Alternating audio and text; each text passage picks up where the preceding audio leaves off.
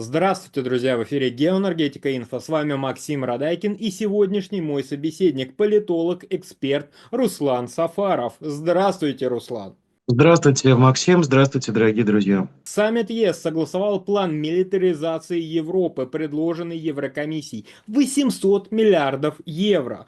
Фон дер Ляйен призвала срочно вооружать Европу. Все европейцы должны вложиться в оборону и обеспечить рывок в военной промышленности. Руслан, на фоне таких заявлений, как реагировать на заявления политиков и блогеров о том, что Россия поставляет критически важные ресурсы тем, кто готовится воевать с нами? Ведь милитаризация Европы будет производиться в том числе за счет энергоресурсов, которые Россия продает в Европу.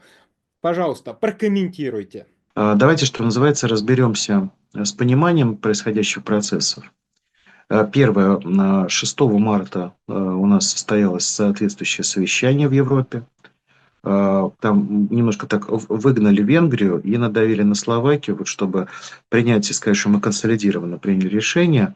Там был принят документ, который гласит который заявляет следующее: 800 миллиардов евро в непонятно какой период времени мы выделим на непонятно какое развитие европейской обороны. Да, вот построим великую армию. Трамп делает Америку снова великой, а Европа делает вот снова великую армию. Уже таких было парочку, все приходили в Россию, потом приходилось их до дома провожать.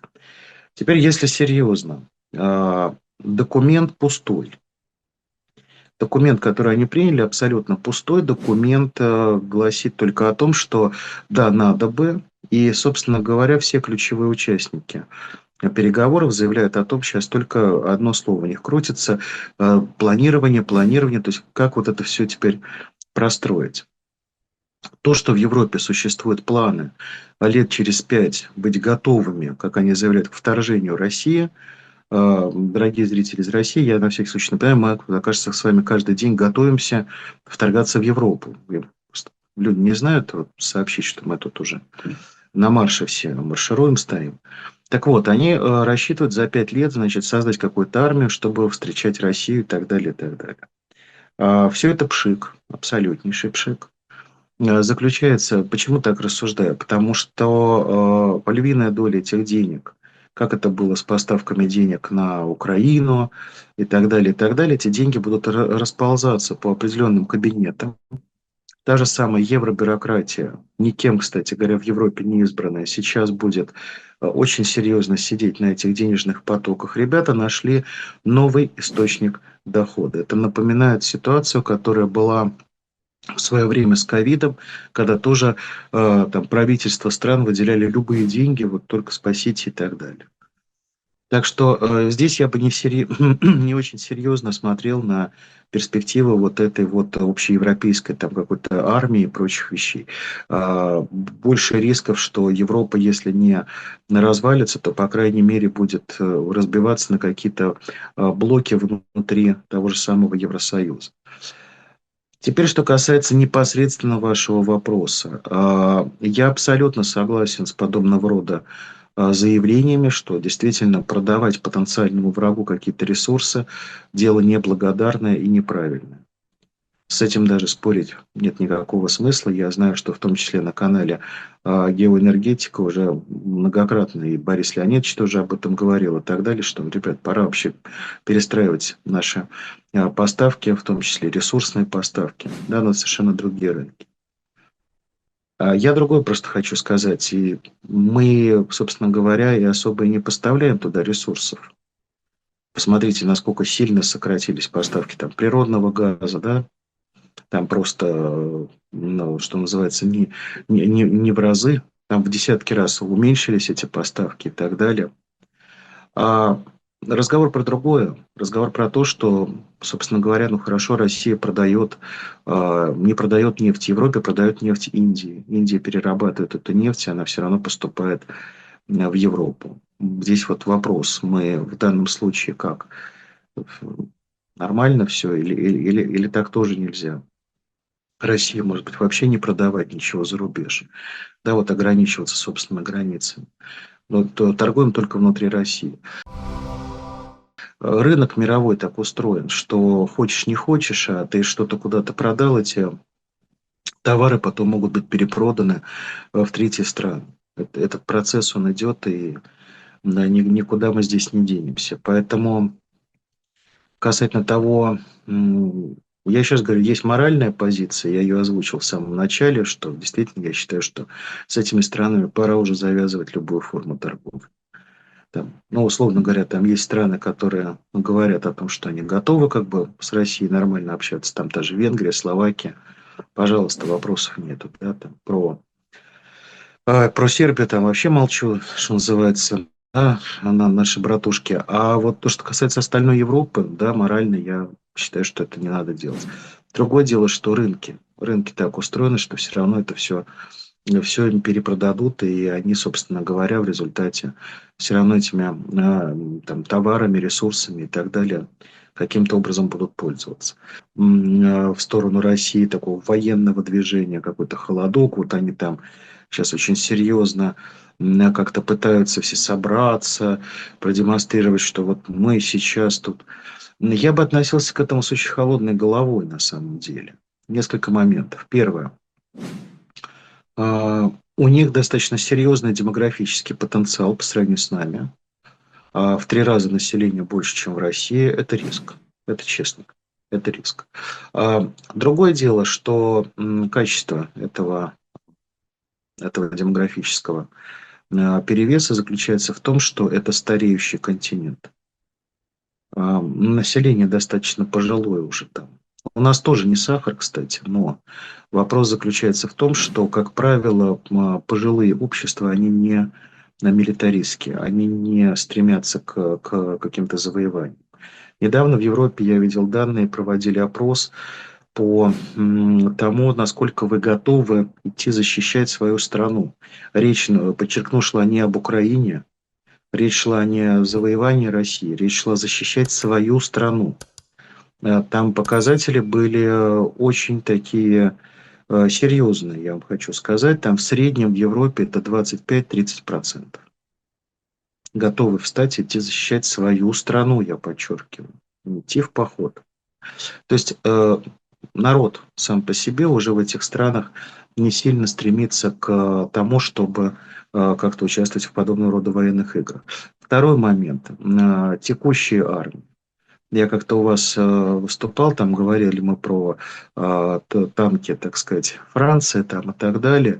Но вот в Великобритании их еще меньше. Вот. А у Германии было побольше, но они все отдали, так сказать, на Восточный фронт уже, так сказать. Есть пара стран, у которых серьезные показатели, но это страны, скажем так, с особыми позициями. Да, там я говорю, вот тоже Турция, например, да, которая, в принципе, не европейская, не страна Евросоюза, она играет свою игру, хоть и все там друзья по НАТО. Еще один момент, на который я хотел бы обратить внимание, это то, что на сегодняшний день Европа, ну, она сейчас будет дробиться. Она будет в любом случае дробиться с точки зрения вот разных подходов. Я подозреваю, что та сила, глобалистская сила, которая была заточена под Демпартию, которая возглавляла страны, вот она сейчас начнет постепенно уходить. Будет приходить замена. И замена это, скорее всего, будут уже не догматики вот эти, а будут приходить прагматики. Будут уже, что называется, работать под Трампа. Все-таки основной заказчик у Европы там на сегодняшний день. И вот здесь будет постепенное раздробление вот этой Европы, потому что все больше будет правительств вроде того, которое есть сегодня в той же самой Венгрии, да, Орбан, который уже начал говорить о том, что, может быть, вообще Евросоюз будем покидать, потому что вы принимаете идиотские решения совершенно, да, с этой войной против России и так далее. И поэтому здесь еще вот это тоже ожидает. Политическая такая раздробленность, она здесь может, политика дипломатическая, я бы даже сказал, потому что здесь вот уже позиции будут стран очень сильно разниться.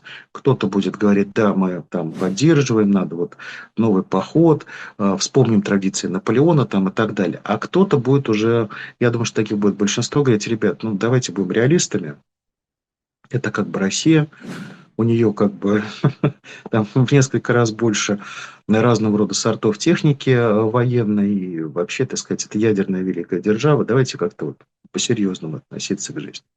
Я подозреваю, что будет вот этот элемент.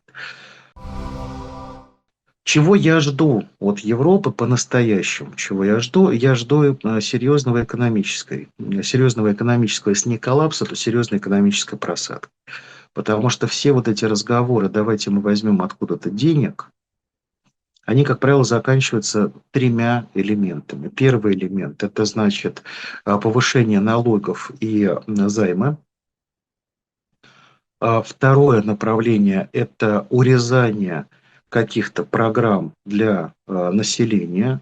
Ну, условно говоря, зачем нашим детям детские садики, когда мы можем купить два-три танка? Да? По-моему, все логично. И третий элемент, который здесь будет возникать, это урезание программ развития. Вот, собственно, с них они, по-моему, сейчас и начинают. По-моему, первые там 20-30 миллиардов евро, они будут браться именно из программ, которые были направлены на развитие инфраструктуры различных регионов Европы. Это тоже не добавит крепости Евросоюзу. Потому что сейчас очень многие страны, которые получают подобного рода пакеты помощи и так далее, они будут задаваться вопросом. Условно говоря, а почему там в нашей какой-нибудь там условной Румынии, да, не происходит такое-то, такое-то строительство, какой-то дороги горные, еще что-то? Потому что мы купили новый там истребитель «Рафаль». Радуйтесь. Да? Я думаю, что вот это будет вызывать очень серьезное расхождение внутри очень серьезное расхождение внутри самой Европы. Этого следует, как мне кажется, ожидать. Таким образом, мы можем сказать, что действительно ситуация будет для Европы достаточно сложной. Нас для того, чтобы... Давайте теперь подумаем, вот как Европа может решить эту задачу. Я подозреваю, что да, есть одно решение. Европейцы его проходили в середине прошлого века. Я думаю, что все уже поняли, на что я намекаю. Это приход праворадикальных фашистских сил, таких фашистско-популистских сил, да, которые в данном случае в процессе выборов будут рассказывать о том, что, дорогие европейцы, мы тут, конечно, сейчас прямо войну прекратим, и все, мы тут вот вообще только о вас будем думать, там мигрантов гонять и так далее. Но на самом деле потом очень быстро переобуются под общее западную повестку. Это тоже может быть. Почему именно праворадикалы? Потому что, скорее всего, будет очень серьезное, если они приходят к власти, будет очень серьезное ограничение свобод, которые были когда-то в Европе. Часто, честно говоря, там, с учетом того, как закрывают СМИ и так далее, или там те же самые каналы на Ютубе и все прочее, да, все не очень хорошо, но, тем не менее, это будет действительно достаточно серьезная уже такая радикализация отношения вот, к медиа, там, к социуму в целом и прочее, прочее. Но эти ребята могут очень быстро умеют отмобилизовывать общество. Но даже они, еще раз повторюсь, это действительно важно, это корень. Даже они, когда начнут отмобилизовывать, они увидят, что они утыкаются в ситуацию достаточно возрастного населения. Где молодое население у них? Это мигранты. Вот здесь начинается самая интересная часть мамезонского балета. Да, скорее всего, из этих мигрантов их первыми будут пытаться забревать в солдаты. И вот тут мы увидим потихонечку, как все вот эти миграционные силы. Недавно был, вот я смотрел опрос замечательный, где-то в Великобритании. Там опрашивают людей. Из них больше половины это люди вот явно, так сказать, с мигрантскими корнями в Великобритании. Они все сразу, да нет, вы знаете, я вот там пакистанец, я там алжирец и так далее. Так. Кто-то будет уезжать, а где-то могут даже вплоть до восстания доходить. Поэтому Европа, мы желаем ей, конечно, всяческих успехов на том пути, который они выбрали. Они сами это вчера уже, там, 6 марта уже объявили, что начинаем гонку вооружений. Ну, гонитесь. Гонитесь с этой гонкой, быстрее доедете до своего экономического краха. Сегодня это напоминает разгон, который они набирают, чтобы потом в результате свалиться в такую социально-экономическую могилу. Пожелаем им удачи. Руслан, большое спасибо за комментарий. Друзья, подписывайтесь на Геоэнергетика Инфо, подписывайтесь на Руслана Сафарова. Все ссылки будут в описании и закрепленном комментарии. Также там будут размещены реквизиты для желающих финансово поддержать наш проект, чтобы мы и дальше также бодро вещали на всех площадках без монетизации. Спасибо, до новых встреч.